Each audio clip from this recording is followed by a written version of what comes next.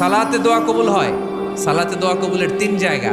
একটা হচ্ছে তাকবীরে তাহরিমার পরে আমরা সানা পড়ি না, আমরা তো একটা পড়ি, আল্লাহর হাবিব সুন্নাহ এবং নফল নামাজে আরো পড়তেন সানা, ওই দোয়া কবুল হয়। দুই নম্বর জায়গা সালাতে সেজদায় পড়ে দোয়া করলে কবুল হয়। আকরাবু মা ইয়াকুনুল আবদু মির রাব্বিহি ওয়া হুয়া সাজিদ ফাকসিরু ফীহি দুআ। বান্দা যখন সেজদায় লুটিয়ে পড়ে বান্দা আল্লাহর সবচেয়ে কাছে চলে যায়।